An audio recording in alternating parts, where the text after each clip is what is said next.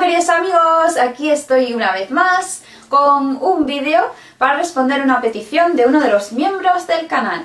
Esta vez el vídeo está dedicado a Fabricio Costantino, mi querido compañero de aventuras. Por fin respondo tu pregunta. Voy a leer las cuestiones que me planteabas para que se entienda bien a qué cuestiones te estamos respondiendo en este vídeo. Vamos a hablar sobre los tipos de finales en los cuentos e historias y también pues si tienen algún simbolismo especial, etcétera, porque Fabricio pues está escribiendo una novela y él nos cuenta un poquitín. Espero no destripar nada, Fabricio, porque bueno, cuentas al fin y al cabo, cuentas el planteamiento muy brevemente. Él le gustaría para orientarse un poco sobre cómo acabar su novela, ir decidiendo un final, ¿no?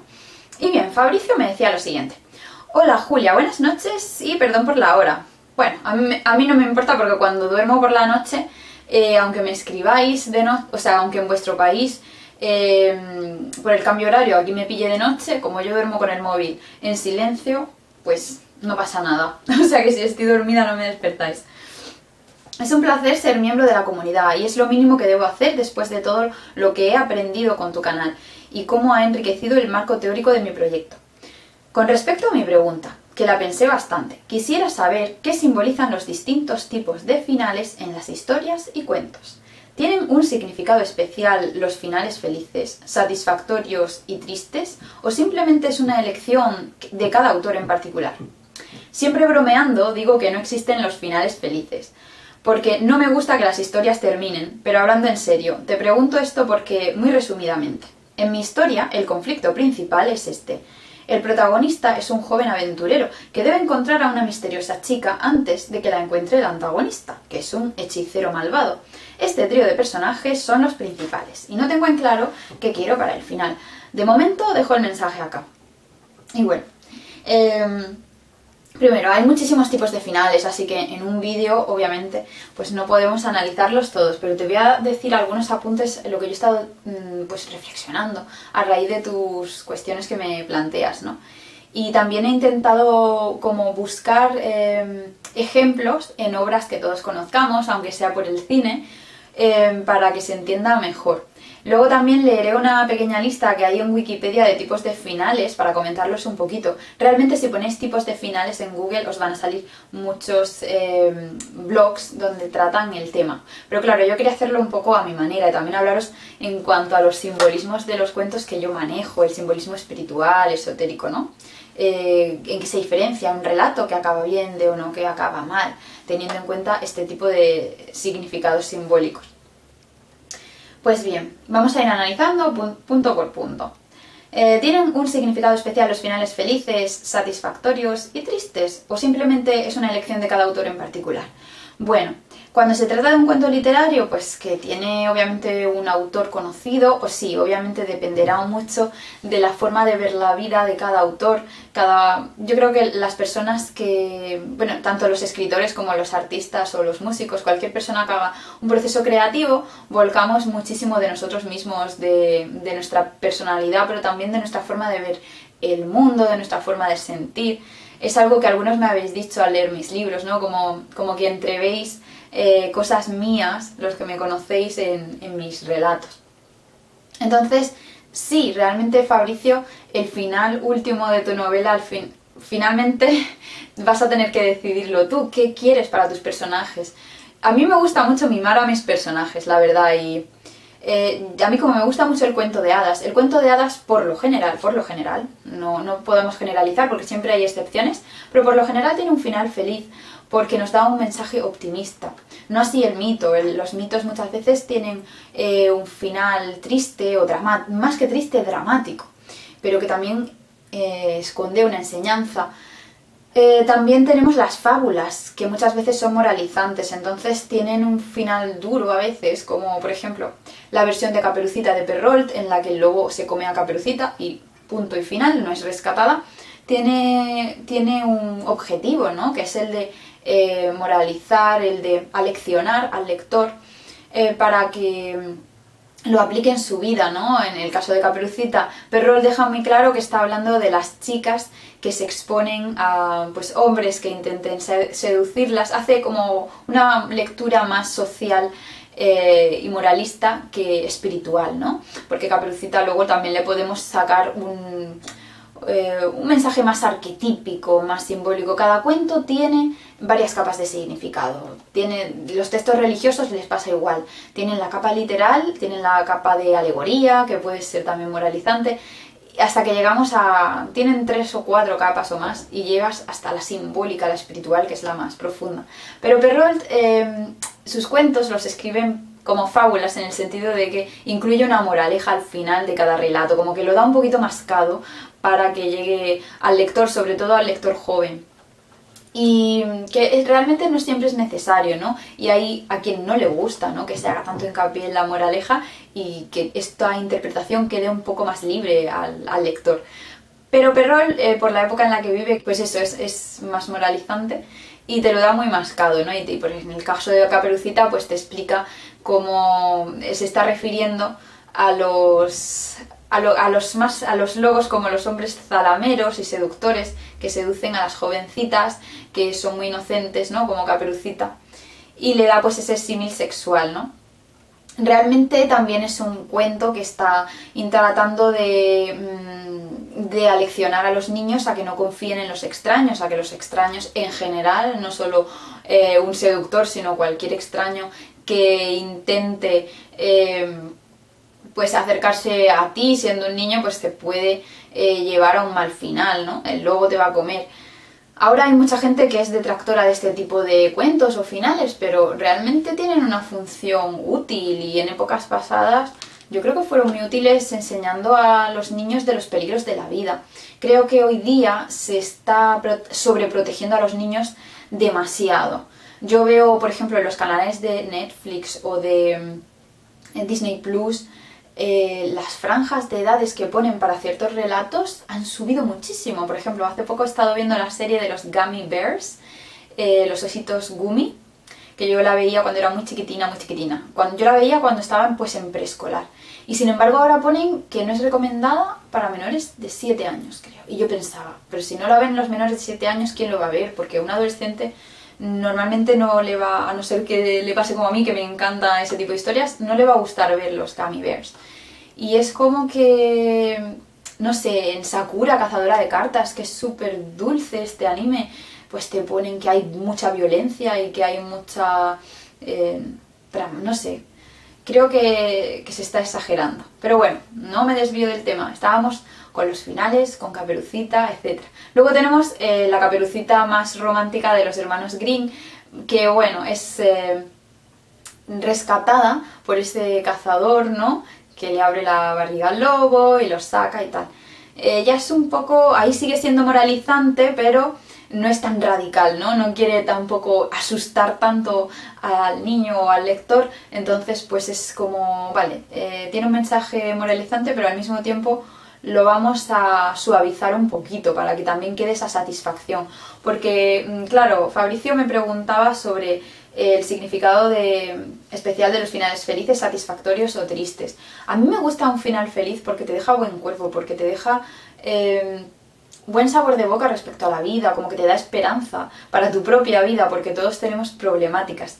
Si el protagonista se enfrenta a un montón de retos y malos ratos y sufrimientos, pero al final los vence, como normalmente tendemos a identificarnos con el protagonista de la historia que estamos leyendo o que estamos viendo, pues vas a compartir su sufrimiento, pero vas a compartir esa satisfacción final de lo ha conseguido.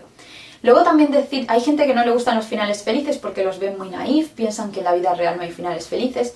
Yo sí creo que hay muchos finales felices en la vida. El problema es que el relato nos cuenta como un periodo de la vida de esos personajes, está fuera del tiempo y del espacio, no es como nuestra vida continúa. Entonces, cuando has llegado al final de un periplo, puede tener un final feliz en tu vida real, pero luego la vida sigue y vuelves a empezar otro ciclo en el que habrá nuevos retos y nuevos sufrimientos, problemáticas.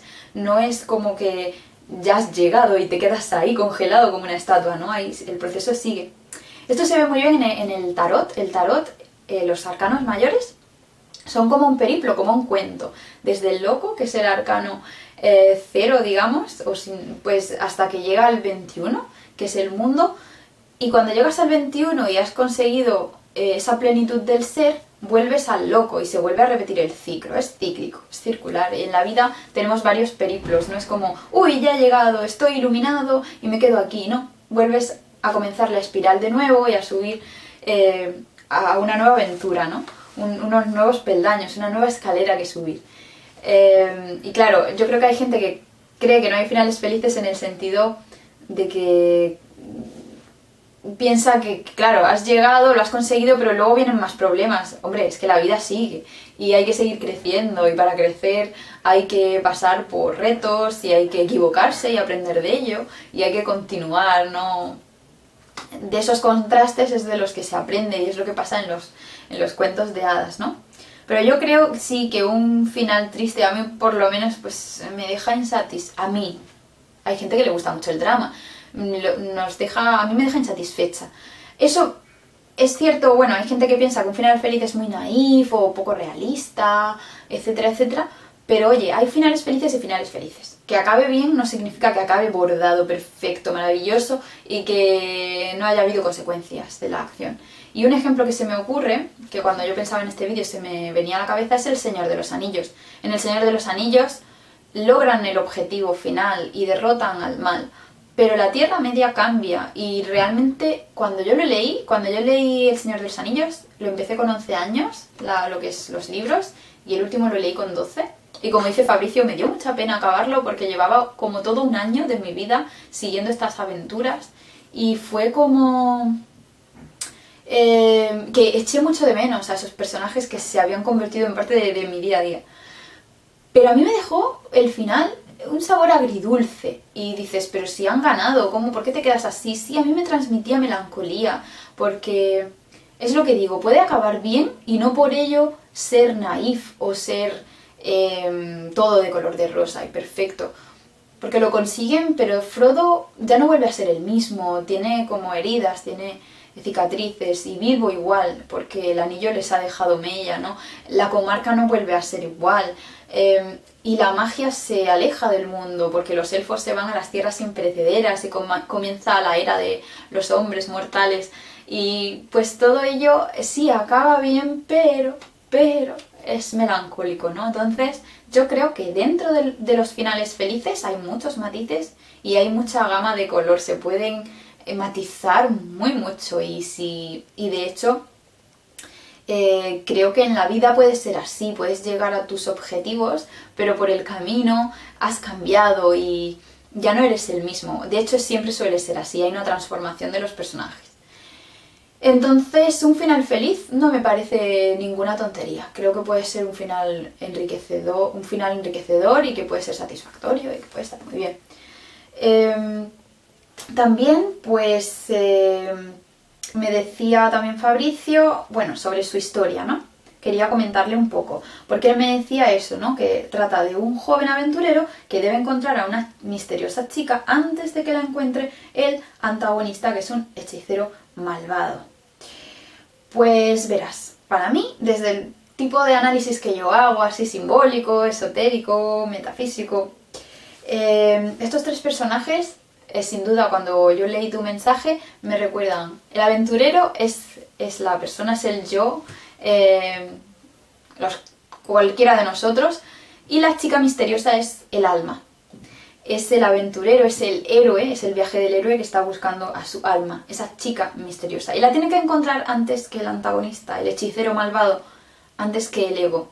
Porque el ego va a intentar atrapar al alma, ya sabéis, en la cueva, en la torre, en cualquier sitio alejado, para que el héroe no la alcance. A mí este planteamiento creo que le puede sacar mucho jugo y con esta clave de estos simbolismos le puede sacar muchísimo.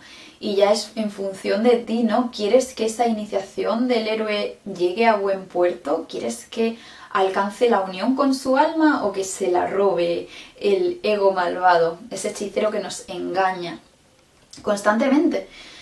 Hay multitud de relatos en los que se ve esta búsqueda del alma y ya lo hemos hablado muchas veces en el canal. Creo que se están malinterpretando, pensando pues que son personas de carne y hueso. Todos andamos buscando el alma. Estas princesas o muchachas misteriosas, sirenas, hadas, encantadas, que han de ser rescatadas, entre comillas, o que están atrapadas y deben ser liberadas.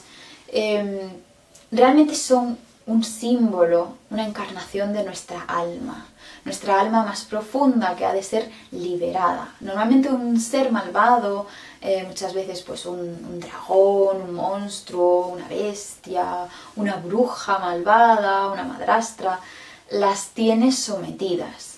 Las tiene pues sometidas a multitud de padecimientos, de hechizos, y hay el caballero, el héroe, el protagonista, las tiene que liberar. Yo creo que se ha malinterpretado por traerlo mucho a nuestro mundo físico y literal, ¿no? Y ya sabéis, lo típico de decir que es muy machista porque la chica aparece como una víctima que ha de ser rescatada por el chico.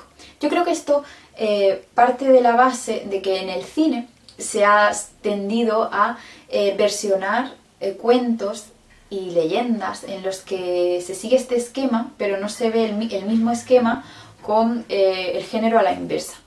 Porque yo he leído muchos cuentos de hadas y hay tantos cuentos de hadas en los que es el chico el que está buscando a la chica, como igual cantidad de cuentos en los que es al revés. Es la chica es la que parte, como Psique, parte en un periplo con muchísimas pruebas y retos para lograr encontrar a su amor, al chico que es la contraparte.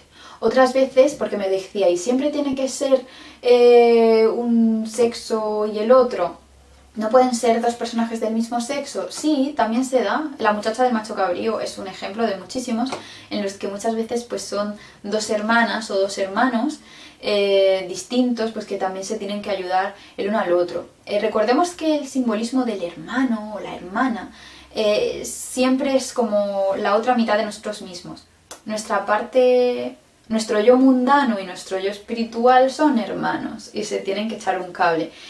Mi interpretación de Frozen iría por ahí. Para mí, Elsa es la hermana que representa esa parte mística, mágica de nosotros mismos, que está bloqueada, sepultada por lo que socialmente se ve bien y se lo tiene que guardar, y Anna es la que está volcada hacia lo social, hacia afuera, ¿no? Yo creo que es un ejemplo, ¿no? De esto. Y en los cuentos, bueno, también en la mitología muchas veces podemos encontrar ambos simbolismos de los hermanos y de los amantes unidos. Por eso muchos dioses, como Isis y Osiris, u otros, hay en todas las mitologías los hay, son parejas divinas que son hermanos y son amantes, las dos cosas. Esto literalmente en el mundo humano lo veríamos como una aberración porque es endogamia y tal.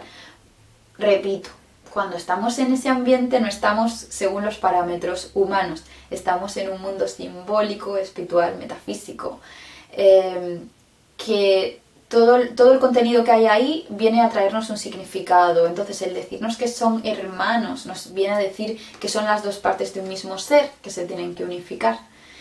Y esto se da también, que sean hermanos y que sean amantes o esposos.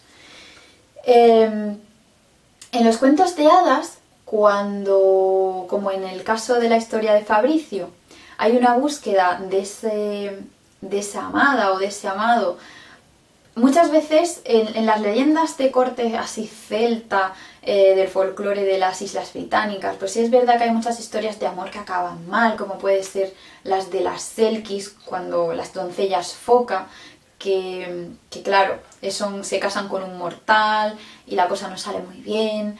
Hay muchos casos de leyendas de este tipo en las que el humano traiciona al amante feérico y no sale la cosa muy bien.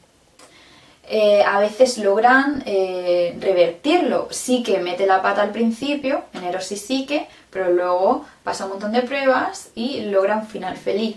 También puede ser. Entonces, ¿qué significado tiene esto? Significa, desde el punto de vista espiritual, una iniciación que no ha sido completada con éxito.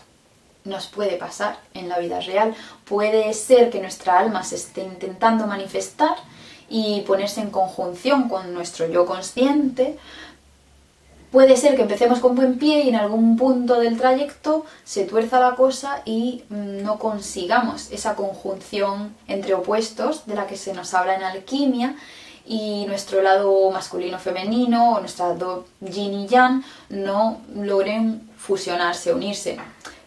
En el lenguaje de la tradición feérica que nosotros manejamos, nuestro lado feérico y nuestro lado humano, nuestro lado solar y lunar, no lograrían unirse. Ya depende un poco de lo que como escritor pues quieras transmitir. ¿Quieres dar un mensaje aleccionador o melancólico de que las partes en muchas ocasiones, es verdad, en la vida real no logran unirse?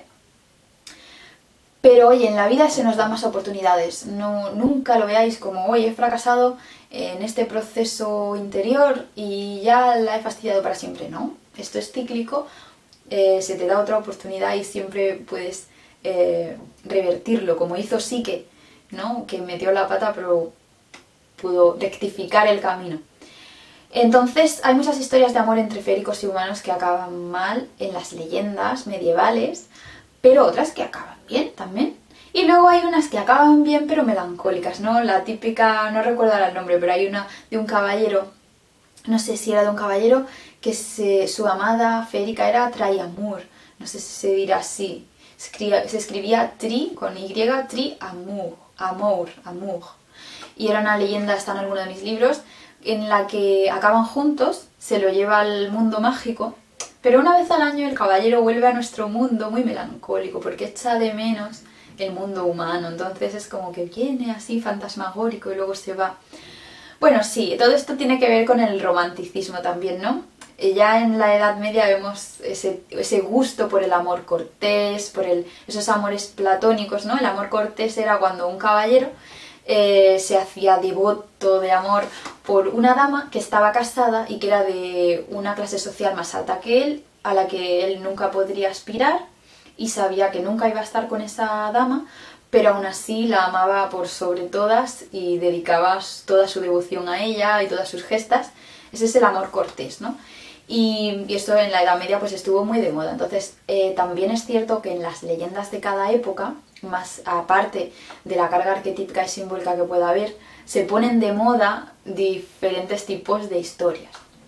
Entonces todo esto se veía muy romántico y lo vemos pues con Lancelot y Ginebra, etc. También pues en el romanticismo, en el siglo XIX, pues vemos que en Andersen, por ejemplo, Hans Christian Andersen, se ponen súper de moda estas historias románticas, románticas en el sentido original del término, que tiene que ver con el romanticismo, que son historias de amor que normalmente acaban muy trágicas, ¿no? Y acaban pues en que alguno de los dos se muere o que no logran consumar su amor y están separados, y no sé, en Gustavo Adolfo Bécquer también tenemos ejemplos de ello. Era un tipo de historias pues que se ponen de moda, ¿no? Por eso muchas historias de Andersen acaban bastante triste. La Sirenita es un ejemplo de historia romántica. Su final no es un final feliz, ya que no acaba con el príncipe. Es pues sí, una iniciación que no llega a buen término, pero él suavizó el final, ¿no? Porque ya al final se convertía en espuma de mar. El final lo suavizó porque la editorial pensó que era muy duro. Y como ya en el siglo XIX ya se estaban empezando a enfocar los cuentos hacia el público infantil, cosa que en épocas pasadas no siempre, ya sabemos que no siempre era así, los cuentos eran para todos los públicos, ¿no? O había también colecciones de cuentos tradicionales que eran destinados a adultos, no estaban pensados para un público infantil. Eso es un prejuicio que hemos tenido en época moderna y lo hemos ido cada vez infantilizando cada vez más, hasta el punto de que a la gente no le gustan los cuentos tradicionales porque los ven muy fuertes, los ven muy... Yo creo que cualquier cosa que se vea en internet o en la tele de series tiene más violencia y más cosas desagradables que pueda tener un cuento de estos. Pero bueno, así están las cosas. Entonces, en definitiva, como decía, en este tipo de cuentos, el que no acaben juntos significa eso, que no ha llegado a buen puerto esa iniciación. Pero muchas veces sí se da. se da, como es el caso de Eros y Psique, y en los cuentos de hadas se da muchísimo, ¿no? La Bella y la Bestia, Aladín, en todos estos cuentos, La Cenicienta, La Bella Durmiente, sí acaban las dos polaridades, el chico y la chica arquetípicos, sí acaban uniéndose, ¿no? Luego, sobre otros tipos de finales, por ejemplo, a mí me encantaban los finales de la saga de Harry Potter, de J.K. Rowling, porque siempre me sorprendían. De hecho, yo empecé a leer estos libros con 14 años y cuando yo los leía, todavía no había películas siquiera. O sea, para mí era algo completamente nuevo, todavía no era muy conocido en España y era como algo secreto y maravilloso y para mí era como que era real, Dios mío, existía todo ese mundo de magos oculto y yo estaba enamoradísima de Harry Potter, por supuesto. Una vez me pilló mi tutora en clase escribiendo con mi bolígrafo de multicolor Harry Potter de todas las formas posibles, seguramente pensó que era algún cantante. Y justo ese día iba mi padre a hablar allí al instituto y le avisaron de que Julia estaba distraída en clase de inglés escribiendo Harry Potter. Mi padre se rió porque él sabía lo que era Harry Potter, lo había leído y en fin. Pero a mí me encantaban estas novelas, sobre todo El prisionero de Azkaban me flipó. Cuando salió y lo leí me encantó porque tenía un final que le daba un giro tan grande. Entonces, aparte de que el final pueda ser feliz o triste o que sea satisfactorio o no, yo creo que un buen final debería tener alguna sorpresa. Incluso aunque no sea una novela de suspense y misterio, que hombre, si es de suspense y misterio tiene que tener sorpresas sí o sí, pero a mí me gusta que tenga algún giro, alguna sorpresa, algo inesperado, algo que no te esperes, ¿no? Y a mí como lectora siempre me ha parecido como más satisfactorio eso, que me dejen con la boca abierta, en plan, wow, esto no me lo esperaba. No sé si habéis visto la serie del Mandaloriano, pues yo la acabé de ver hace un par de días, la nueva temporada, y por ejemplo, no voy a destriparlo, pero a mí me pareció que tiene el mejor final que le han podido dar a la serie, me emocionó muchísimo, me sorprendió, y no sé, para mí es un ejemplo de un buen final. Luego hay los finales abiertos, ¿no? Finales en los que no se explica absolutamente todo. Esto a veces provoca cierto enfado en el lector, ¿no? O en el espectador, porque es como, jo, no me han explicado bien el final. Entonces, creo que para dejar un final abierto, creo que debería ser bastante elegante y sutil, para que te deje como, wow, no sé lo que ha pasado, pero qué chulo. Y claro, ahí creo que es más difícil de hacer con éxito. Tiene una sutileza. Un final que me gusta de ese tipo, el de la película Inception, creo que tiene muy buen final porque te deja intrigado y te deja con muchas preguntas y te sugiere cosas y entonces pues claro, yo por ejemplo con mis amigos pues abre el debate de ¿tú qué crees que ha pasado? ¿Qué no ha pasado? Y tal, entonces es otro tipo de final abierto. También están los finales cerrados, que también puedes dejarlo como que la aventura ha acabado, pero que se queda abierto para otra aventura, por si quieres hacer más libros. Algunos de mis libros de Memorias del Otro Lado son así, unos están más cerrados y otros, pero siempre tienen algo abierto, porque yo los escribí seguido, entonces yo sabía que continuaban, ¿no?, con el siguiente y están hechos a posta así. Pero pues se puede eso, cerrar la aventura pero dejar abierto para otra. Muchas veces en el cine se hace, ¿no? Acaba, pero luego hay una escena extra, en Marvel lo hacen mucho, que te va a enganchar con otra película, por ejemplo. Y si es una colección de libros, pues algo que sugieres que deja la puerta abierta. Si es autoconclusiva la historia, pues también se puede ser un final cerrado en el que se explique absolutamente todo y bueno, también puede ser muy satisfactorio para el lector que le expliques bien todos y las intrigas del libro y bueno, es otra opción también. Y bueno, en la información adicional del vídeo os voy a dejar un enlace de Wikipedia en el que habla sobre los tipos de desenlaces. Y bueno, en una de las secciones del artículo de Wikipedia pues vienen tipos de desenlaces. Algunos ya los he tratado en el vídeo, pero bueno, los voy a leer así rapidillo y por si sacamos algo más en claro. Distintos tipos de desenlaces. Hay otras listas en blogs que son más largas, o sea, podéis mirar y hay montones. Tipos de desenlaces. Terminantes. El problema es resuelto del todo. No hay sorpresas. Y el final es tal cual como se esperaba. Hombre, yo creo que si el final es muy predecible, ya sabes lo que va a pasar, pues también, no sé, también es insatisfactorio. Porque te deja como, buah, ya me lo esperaba o ya lo veía venir. Si vas a dar una sorpresa tienes que esconderla muy bien. No puedes dejar que se vea demasiado, ¿no? A veces te dan demasiadas pistas.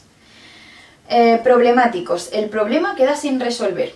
Aquí yo creo que hay que tener cuidado porque puede ser insatisfactorio para el lector o espectador porque te quedas como, vale, el autor no sabía cómo acabarlo y no le da final, ¿no? Es una sensación que nos suele quedar. Dilemáticos. El problema ofrece varias soluciones posibles. El lector es libre para elegir la que le parezca más adecuada y verosímil, pero no queda del todo seguro de cuál es el verdadero final. Bueno, es un poco como lo que pasa en Inception. También me viene a la cabeza que hay un libro muy curioso sobre el tema de los finales, que yo lo tuve que leer en la primaria, que os lo recomiendo, que se llama Cuentos para jugar, de Gianni Rodari, que es un autor de cuentos italiano buenísimo. Es el autor de Cuentos por teléfono. Pues en Cuentos para, que es una obra clásica ya súper conocida, en los cuentos por teléfono es súper bonito porque son microcuentos, a veces solo de una hoja. El planteamiento del libro es un padre que es comerciante, entonces cuando no había móviles, porque si no, no se entiende, cuando no había móviles, pues claro, tenía que ir de ciudad en ciudad y llamaba a su hija desde una cabina telefónica y le contaba un cuento cada noche. Pero como la cabina telefónica va con monedas y no podía estar mucho rato, pues le contaba cuentos muy cortitos. Entonces son muy disparatados, son muy chulos. Pues ese es Cuentos por teléfono, de Gianni Rodari. Pues en Cuentos para jugar tiene un planteamiento muy chulo, porque son cuentos con 3 finales cada uno. Entonces tú te lees el cuento y tiene 3 finales diferentes. Y te pone primer final, segundo final, tercer final. Entonces el lector lee los 3 y escoge el que más le gusta. Y luego al final del libro, al final del todo, como si fueran las soluciones del pasatiempos, pues te pone el autor qué final era el favorito suyo. O sea, el que le gusta más al autor. Y es muy chulo, es el único libro que he visto, pues eso, que te ponga varios finales para cada historia, está muy guay. Promisorios, sugerentes, sin especificar completamente, posibles continuaciones. Bueno, pues lo que yo decía, dejarlo un poquillo abierto para enlazarlo con otro libro. Invertidos, el protagonista toma una actitud opuesta a la inicial, o bien el final muestra una situación inversa a la inicial. Puede ser interesante, lo que pasa es que creo que si el protagonista va a cambiar tanto, ha de ser justificado por la transformación que viva a lo largo de la aventura, ¿no? Creo que si va a dar un cambio muy radical, para que sea creíble, tenemos que ver el proceso de cambio. De lo contrario, el lector puede pensar que ese personaje no es ese personaje, está actuando como otra persona. Es como si de pronto tiene doble personalidad. Yo creo que para justificar un cambio tan grande en los objetivos de un personaje, tiene que ver que se puede dar, pero tienes que mostrar en la aventura la transformación y cómo ha llegado a ese punto para que sea convincente. Sorpresivos o desviados. El narrador en las últimas líneas cambia el posible desenlace esperado por los lectores, dejándolos sorprendidos por ese inesperado final. El desenlace no plantea lo que se esperaba, pero el conflicto es resuelto en su totalidad. A mí esos me gustan. Son los de Rowling, sobre todo los primeros de la saga de Harry Potter, son los que más me sorprendían. Luego, los últimos como que había cosas que me los esperaba más. Pero los primeros, aunque eran más breves, eran para mí más sorprendentes. Sobre todo El prisionero de Azkaban, yo creo que me marcó ese libro, me quedé como, ¿qué es esto? ¿Qué está pasando? A mí sí me gustan ese tipo de finales con muchas sorpresas, ¿no? También hay que saber colocar bien la sorpresa para que tampoco sea lo... Pero no, sí, a mí me gusta el disparate y me gusta el nonsense, ¿no? El sinsentido, y me gusta que de pronto, yo qué sé, se rasgue el cielo y aparece... Sí, a mí me gusta ese tipo de cosas. No me gustan las historias monótonas, me gusta que tengan muchos contrastes. Finales felices, los personajes se sienten contentos o satisfechos con las condiciones finales de la historia. Bueno, este ya lo hemos analizado bastante. Tristes, los personajes manifiestan malos sentimientos respecto del final, como tristeza, depresión, llanto. Bueno, la historia del laberinto del fauno es un drama y acaba muy triste. Pero al mismo tiempo tiene ese punto agridulce, ¿no? Porque acaba triste desde el punto de vista mortal, humano, y feliz desde el punto de vista metafísico, desde el punto de vista espiritual. Así que, bueno, es otra posibilidad. Es un final complejo el que tiene el laberinto del fauno, ¿no? Es curioso porque dependiendo de la forma de ver el mundo del espectador, hay quienes, los más literalistas, piensan que todo estaba en la mente de la niña y que muere y ya está. Y otros piensan pues que no, que hay algo más, ¿no? Que yo me encajo en ese otro grupo. Y realmente pues sí, ahí tenemos un ejemplo de... ¿Es final, es feliz o es triste? Yo creo que es ambos, dependiendo del punto de vista desde el que lo miremos. Es como... desde el punto de vista de las hadas es feliz, desde el punto de vista de los humanos es triste. Me recuerda a leyendas en las que el hada... Bueno, había hadas que lloraban en los nacimientos, en los bautizos.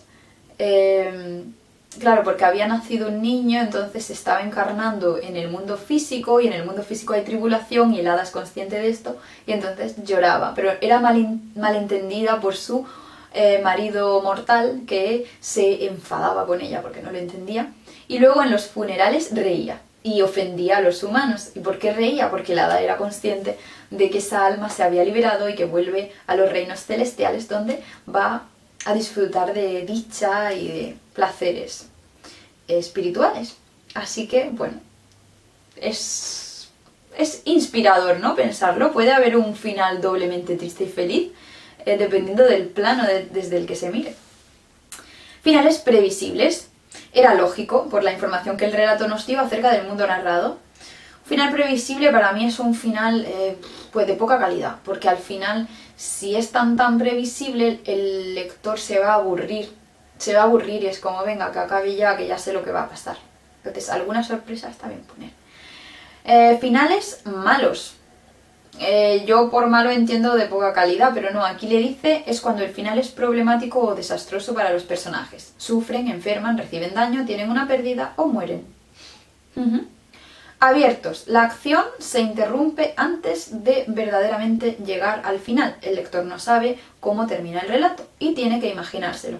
Estos ya los hemos comentado antes. Creo que para hacerlo bien tiene que ser muy sugerente, muy elegante.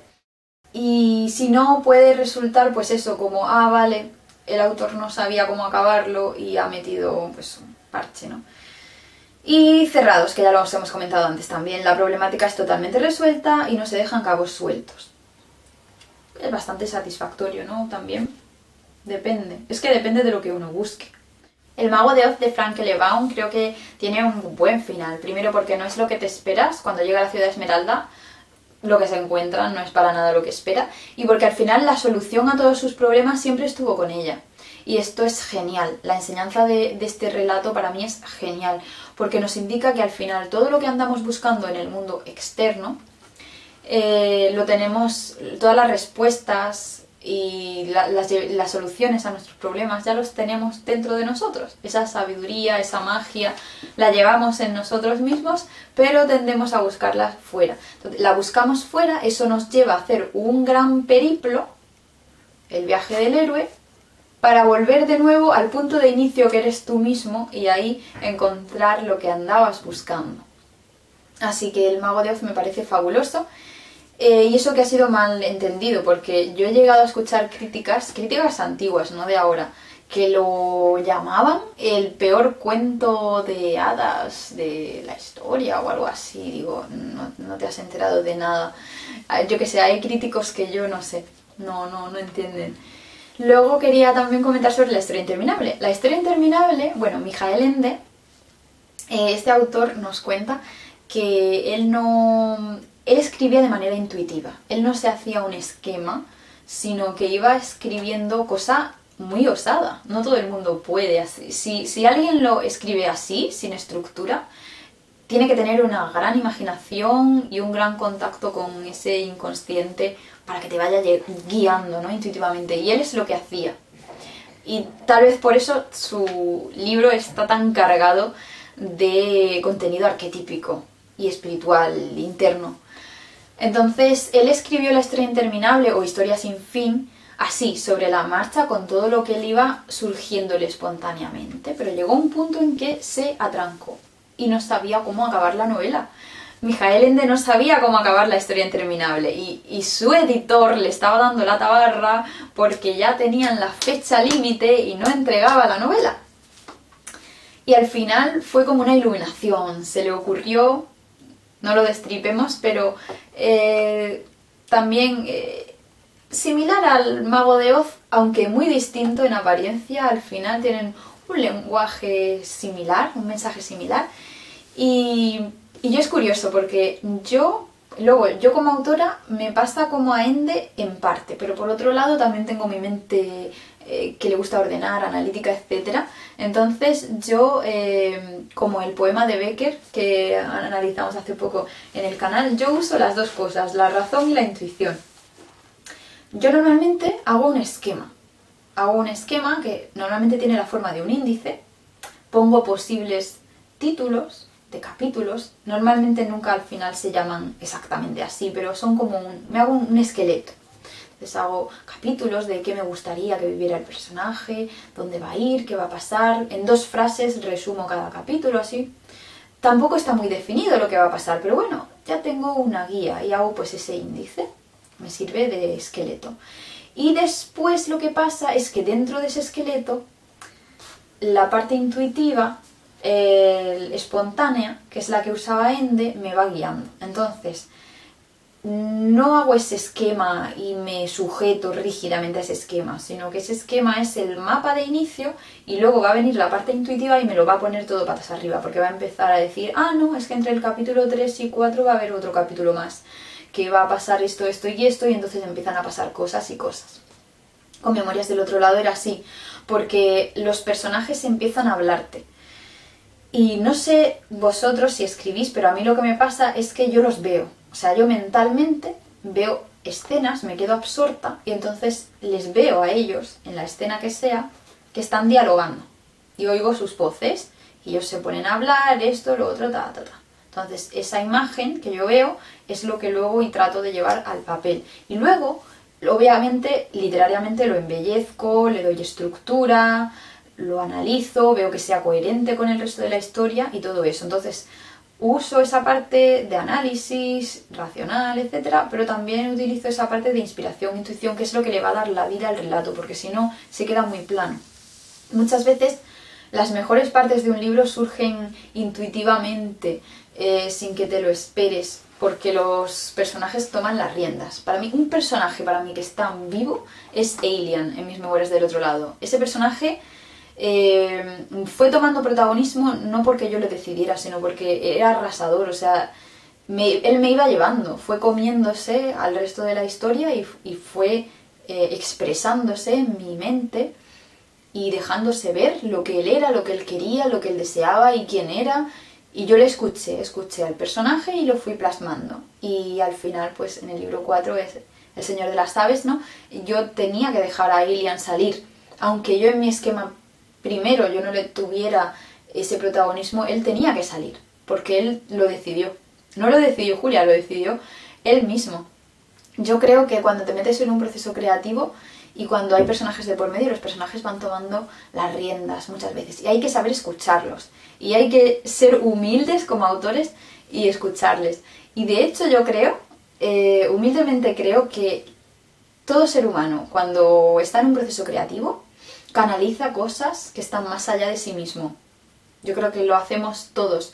Esa inspiración, esas musas, realmente es porque, aunque el trabajo tiene una metodología, tiene una rutina, tiene una constancia, tienes que ponerte a trabajar, a escribir, a dibujar, a lo que sea, y eso tiene una técnica y eso te lo tienes que currar, eso no sale solo.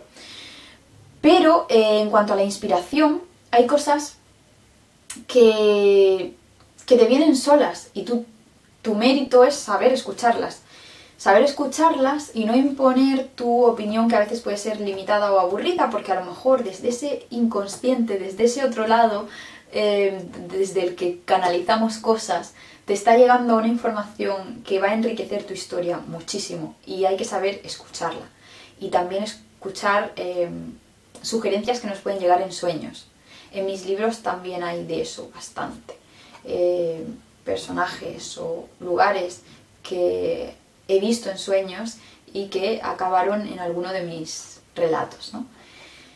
Entonces, sí, creo que tiene esa doble parte. Una parte metódica para estructurar y una parte de inspiración, de dejarse llevar, de ser puro corazón, pura imaginación y que te lleve donde te tenga que llevar, como hacía Mijael Ende, y escuchar a los personajes.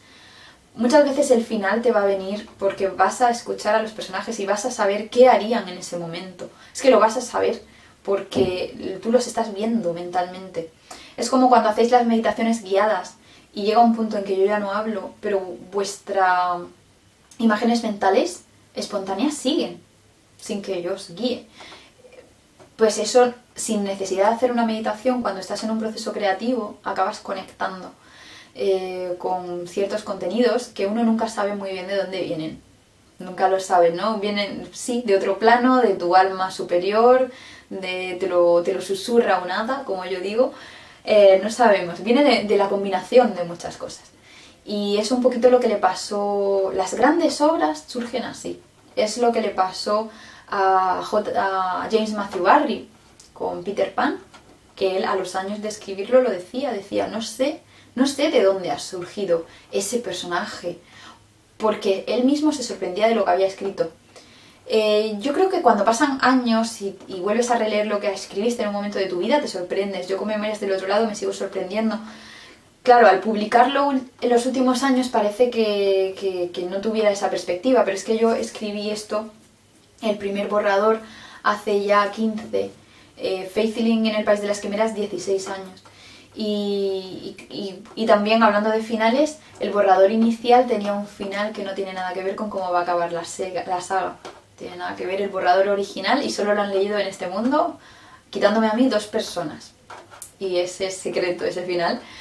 Pero el final, que sí, el que le he dado, último, es bastante distinto, mucho más extendido, amplio. ¿Y por qué un cambio de final? Pues porque yo crecí con esos personajes, yo crecí con ese mundo y ellos y yo crecimos juntos. Ellos me enseñaron cosas, yo les enseñé cosas a ellos y al final transformamos ese mundo del otro lado juntos. Entonces, realmente el final necesitaba ser transformado en función a cómo los personajes y yo habíamos crecido. Y esto puede pasar, puede suceder, sobre todo cuando un proceso para escribir unas historias dura tantos años, ¿no? Sí que realmente el proceso creativo seguiría infinitamente, es como que no le pondrías final, seguirían cambiando, es como si hicieras un cuadro, pero nunca lo dieras por acabado, siempre le pondrías algún detalle, siempre le pondrías, y no acabarías nunca. Entonces también es cierto que hay que saber poner un punto en final y decir, vale, hasta aquí y entonces vamos a dejar la historia como está. Es lo que le costó hacer a James Matthew Barrie, porque Peter Pan, antes de ser novela, era una obra de teatro. Y esta obra de teatro, él le iba modificando el final cada año, y no solo el final, los diálogos, le iba haciendo... Era una obra viva, y cada año le cambiaba cosas, y cada año lo interpretaban de una manera diferente. Pero al final se decidió por plasmarlo de un final ya concreto, y luego en la novela no sabemos por qué le puso ese final tan terrible, tan triste, de cuando Wendy se hizo mayor, ¿no? Que yo con 12 años me hizo llorar muchísimo. La obra de teatro original no acababa así, esto fue un final que le añadieron a la novela, que le añadió Barrie, muy triste, ¿no? Yo creo que seguramente porque también él vivió muchas cosas tristes en su vida, entonces finalmente quiso esa tristeza que él tenía y esas frustraciones las quiso plasmar ahí, y al final hizo naufragar a sus personajes, igual que seguramente él se sentía así. Pero ese último capítulo solo una vez se interpretó en teatro, por lo visto, en la época. Y yo he leído el borrador, uno de los borradores más antiguos de Barry, que uno de sus biógrafos lo descubrió hace no tantos años, y era un final feliz. Y era un final en el que Peter y Wendy acaban juntos en los jardines de Kensington, viviendo en una casita invisible, donde los humanos no los podemos ver. Y todos los personajes de Nunca Jamás acaban allí en Kensington, pero son invisibles a los ojos mortales. Y es un final muy feliz. Entonces Peter Pan tiene ese doble final, el inédito feliz y luego el que Barry acabó, seguramente por la trayectoria de su vida y por sus vivencias no tan felices, pues el que le quiso dar, ¿no? Que aunque sea un final triste, es genial, es un final genial, pero es lo que digo, para que un final triste sea genial, tiene que ser muy elegante y tiene que ser... Y es un buen ejemplo de final triste, pero que es un buen final. A pesar de que yo lloraba a mares, ¿no? Leyendo cuando Wendy se hizo mayor, es muy crudo ese capítulo y yo ese sí que no se lo leería a niños porque yo lo leí con 12 años y a mí sí me traumó porque me metió mucho miedo con la edad. Y yo ahora como persona adulta no veo así el paso del tiempo, yo creo que era la forma de verlo del autor, ¿no? Tan dramática. Y pues como veis, muchas veces un mismo autor, dependiendo de la etapa de su vida, le puede dar diferentes finales a una misma historia. Y es que las historias van creciendo con nosotros, están vivas. Barry no quería plasmarlo sobre papel, publicarlo, porque quería que estuviera viva y que pudiera Peter Pan seguir cambiando de año en año, que no estuviera congelado la historia, ¿no? Definida. Pero bueno, al final nos legó la novela, Peter Pan y Wendy, tal cual la conocemos. Peter Pan en los jardines de Kensington también tiene un final bastante agridulce y melancólico. Y bueno, aquí lo vamos a dejar. Espero que os haya gustado este vídeo sobre los finales de los cuentos, novelas, historias.